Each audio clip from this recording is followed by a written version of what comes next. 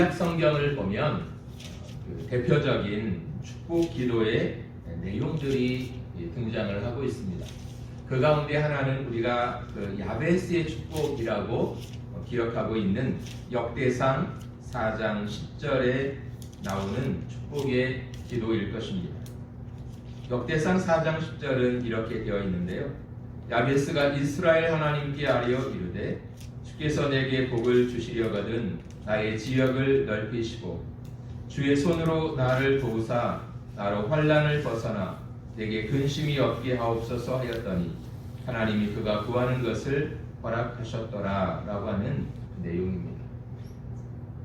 그러니까 야베스라고 하는 사람이 그의 출생도 힘들었고 그가 성장하는 과정도 무척 힘들었던 것 같습니다. 그런 자기 자신을 보면 전혀 소망이 없는 삶이었는데 오늘 그가 하나님 앞에 복의 근원이신 하나님을 향해서 하나님이 자신의 삶에 복을 달라고 그렇게 기도하고 있었죠. 자신의 지역을 넓히시고 하나님이 나를 도와주시고 환난과 근심을 벗어나게 해달라고 하나님 앞에 기도할 때 하나님께서 그의 삶에 놀라운 은혜와 복으로 채워주셨던 것을 우리는 기억하고 있습니다. 또 오늘 대표적인 한 구절이 이 민수기 6장에 나오는 이 대제사장의 기도로 알려진 이 본문의 말씀인 것 같습니다. 하나님께서 대제사장들에게 너희는 이스라엘 백성들을 이렇게 축복하라고 말씀하시면서 가르쳐 주신 그 기도가 22절부터 27절까지 나와 있는 이 말씀인 것입니다. 그런 것을 보면 하나님 앞에 개인적으로 자신을 위해서 축복의 기도를 할 수가 있고 동시에 대제사장이 이스라엘 백성들을 향해서 자신이 아닌 다른 사람들을 위해서 중보하며 그 축복의 기도를 했던 것처럼 우리도 누군가를 위해서 축복하며 기도할 수 있다고 하는 것을 성경은 우리에게 가르쳐 주고 있는 것 같습니다. 그러므로 오늘 우리가 우리 자신을 위해서 축복하며 기도하는 것이 필요합니다. 또 내가 내 자신만 위해서 기도하는 것이 아니라 누군가를 위해서 또 기억하고 그를 축복하며 기도하는 이 기도도 필요한 것 같습니다.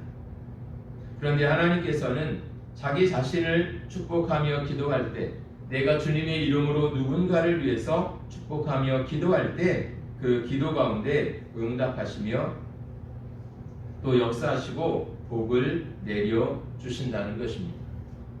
그런 것을 보면 하나님은 언제나 자기 백성들을 사랑하시고 자기 백성들을 축복해 주시기를 원하신다는 것을 우리가 알 수 있게 되는 것 같습니다. 창세기 1장 28절을 보면 하나님이 처음 사람을 지으시고 그들에게 했던 첫 번째 말씀이 그들을 축복하는 말씀이었습니다. 창세기 1장 28절을 보면 사람을 창조하신 후 그들에게 복을 주셨는데 생육하고 번성하고 땅에 충만하라고 그리고 움직이는 모든 생물을 다스리는 권세와 복을 사람에게 주셨던 것을 볼 수 있습니다. 또 하나님이 아브라함을 부르실 때에도 그에게 먼저 축복하고 그를 부르셨습니다. 아브라함이 하나님 앞에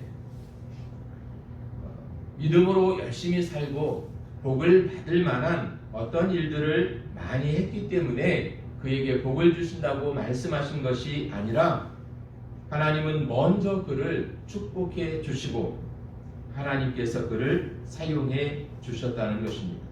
그래서 너는 내가 너를 축복할 것이고 너는 모든 사람들의 복의 근원이 될 것이다 라고 하는 놀라운 축복의 약속을 주셨던 것을 우리는 잘 알고 있습니다. 그리고 노아의 홍수가 끝났을 때 하나님이 물로 세상을 심판하신 이후에 그 홍수가 다 마르고 노아의 가족이 다시 첫 발을 땅에 내디딜 때 하나님께서 그에게 주셨던 축복이 있었습니다. 그것은 창세기 1장 28절에 나오는 축복과 똑같은 내용이었는데요. 창세기 9장 1절에 보면 그 홍수가 끝나고 그들이 방주에서 첫 발을 내디딜 때 생육하고 번성하고 땅에 충만하라고 하는 복을 노아의 가족에게 하나님이 허락해 주고 있는 것을 볼 수 있습니다. 또 우리가 잘 아는 요한삼서 2절을 보면 사랑하는 자여 내 영혼이 잘됨 같이 내가 범사에 잘되고 강건하기를 내가 간구하노라 라고 하는 축복의 기도도 등장하고 있는 것을 볼 수 있습니다. 그런 것을 보면 하나님은 한 개인의 삶에 대해서 복 주시기를 원하시고 또 이스라엘이라고 하는 한 민족에게 복을 주시기를 원하고 또 노아처럼 한 가정에 또 하나님께서 복을 주시기 원하신다는 것을 성경은 우리에게 분명하게 보여주고 있는 것 같습니다. 이런 것들을 이렇게 살펴보면 결국 하나님이 사랑하시는 자기 백성들에게 복을 주기를 원하시는 하나님이심을 우리는 보게 되는 것입니다. 그래서 우리가 잘 아는 마태복음에 보면 아무리 악한 아버지라 할지라도 최소한 자기 자식에게만큼은 좋은 것을 주고 싶어 하는 것이 세상의 이치인데 왜 하늘에 계신 너희 아버지께서 구하는 자에게 좋은 것을 주시지 않겠느냐 이렇게 말씀하고 있는 것을 볼 수 있습니다. 그리고 이 하나님이 자기 백성들을 축복해 주시는 이 모습을 보면 언제나 이 축복과 또 기도가 함께 연결되어져 있는 것을 볼 수 있습니다. 결국 축복의 기도를 통해서 하나님이 사랑하는 그의 백성들에게 복을 주신다는 것입니다. 그래서 요한 3장 2절 이 말씀을 보면 중요한 세 가지가 등장을 하게 되는데 영혼이 잘 되는 것, 또 범사에 잘 되는 것, 그리고 육신의 강건함 이 세 가지가 등장을 하는데요. 영혼이 잘 된다고 하는 것은 결국 하나님과 좋은 관계를 맺고 살아가는 것을 이야기하는 것입니다. 범사가 잘 된다고 하는 것은 세상과의 관계에서 나타나는 일들이잖아요. 내가 세상 속에 나가서 어떤 일들을 하고 세상에서 어떤 사람들을 만나고 그 모든 관계가 평안하고 행하는 모든 일이 평탄하게 잘 이루어져 갈 때 우리는 범사가 잘 되는 것이라고 말할 수 있을 것입니다. 강건함은 문자 그대로 자신의 영육간의 강건함을 이야기하고 있는 것입니다. 하나님이 복을 주실 때 하나님과의 관계 속에서 세상과의 관계 속에서 또 자신과의 관계 속에서 형통함이 나타나게 되더라는 것입니다. 그런데 중요한 것은 하나님께서 우리에게 주시는 이런 영혼이 잘 되는 것, 범사가 잘 되는 것, 강건한 복이 임하는 것, 이 모든 것들은 사실 우리가 막 노력하고 애써서 이루고 성취하는 것들이 아니라 하나님으로부터 오는 것이다 라고 하는 것입니다. 그래서 철저하게 복의 근원, 축복의 샘은 세상으로부터 오는 것이 아니라 하나님으로부터 흘러나오게 되더라는 것입니다.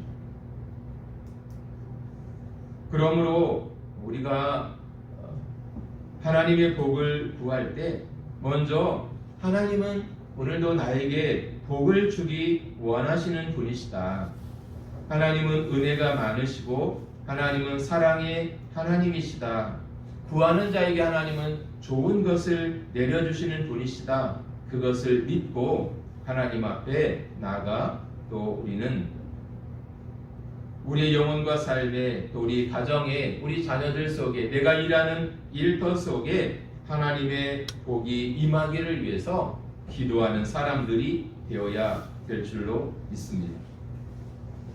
뿐만 아니라 여호와 하나님은 복의 근원이 되시는 하나님이심을 믿고 늘 마음에 그 하나님을 모시고 하나님의 은혜와 사랑 안에서 믿음으로 사는 저와 여러분들이 되실 수 있기를 원합니다.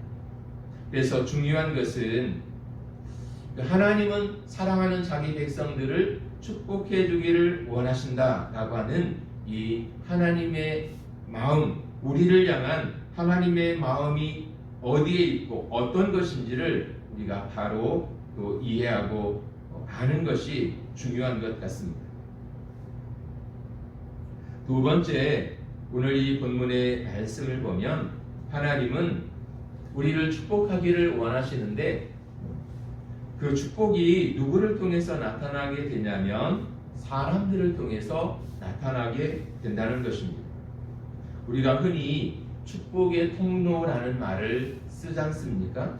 그러니까 축복이 하나님으로부터 흘러갈 때에 그 흘러가도록 만드는 그 통로와 같은 역할을 하는 사람들이 있더라는 것입니다.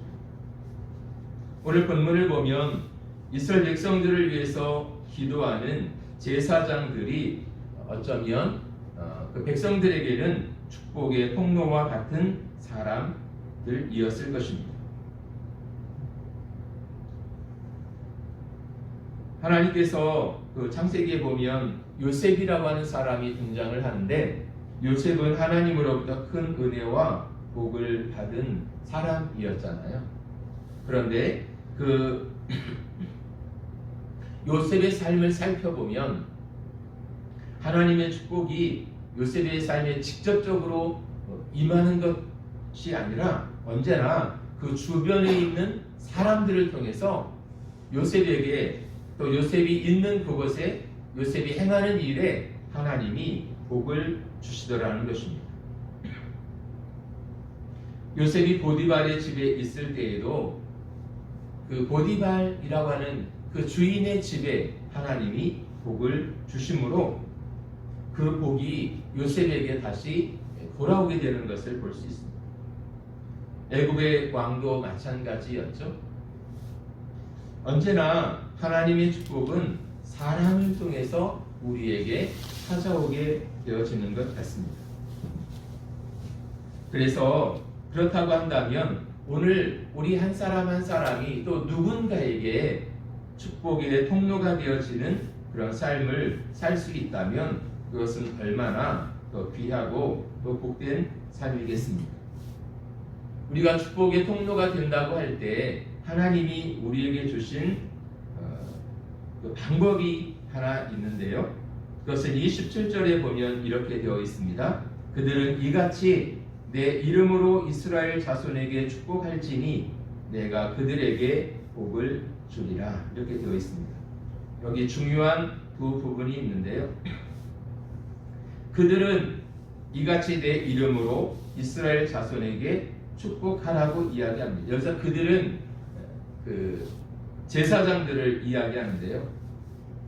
여호와의 이름으로 제사장들이 그 이스라엘 백성들에게 축복의 기도, 축복의 말을 하라는 것입니다. 그러면 내가 하나님께서 그들에게 복을 주겠다고 말씀하시는 것입니다. 하나님이 직접적으로 이스라엘 백성들에게 복을 내려주신 것이 아니라 제사장이라고 하는 사람들 그들을 축복의 통로로 사용하셔서 그 백성들에게 복을 내려주시겠다고 말씀하고 있는 것입니다.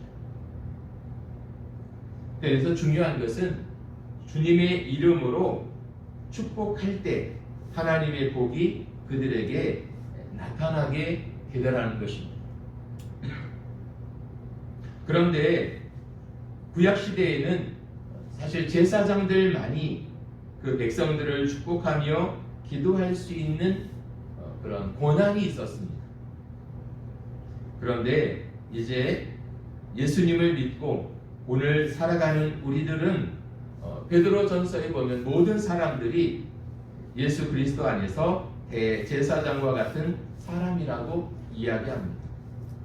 그 말은 구약시대에는 어떤 특별한 사람들만이 축복할 수 있는 권한이 주어졌지만 이제 오늘 예수 그리스도를 믿고 살아가는 모든 사람들에게는 대제사장들처럼 주님의 이름으로 축복할 수 있는 엄청난 권한이, 은혜가 주어졌다고 하는 것입니다. 그러므로 오늘 우리가 이것을 믿고 오늘 나도 주님의 이름으로 누군가를 축복하며 살 수 있는 권세가 내게 있음을 기억하고 그 주님 주신 은혜를 더 많이 이렇게 사용할 때 그 복이 내가 간구하는 사람들을 통해서 나타나게 될 줄로 믿습니다. 그러니까 위에서 말씀드렸던 것처럼 야베스처럼 자기 자신을 위해서 축복의 기도를 하는 것, 또 제사장들처럼 그 백성들을 대신해서 축복하는 이것, 이 두 가지 이 일을 우리가 주님의 이름으로 그렇게 할 수 있다고 하는 것입니다. 어떤 특별한 성직자들만이 축복할 수 있는 권한이 있는 것이 아니고 예수 그리스도 안에 있는 모든 사람들에게 주님의 이름으로 축복할 수 있는 권세를 하나님이 우리에게 주셨다는 것입니다. 그러기에 오늘 하나님이 나에게 주신 이 축복의 권세가 있음을 기억하고 자기 자신의 영혼과 삶을 위해서 축복하며 기도하고 또 가정과 자녀들을 축복하며 기도하고 내가 일하는 일터를 위해서 또 우리가 믿음의 삶을 사는 이 터전인 교회를 축복하며 기도하는 이 축복의 권세와 축복의 기도가 저와 여러분의 삶에 늘 함께 할 수 있기를 원합니다.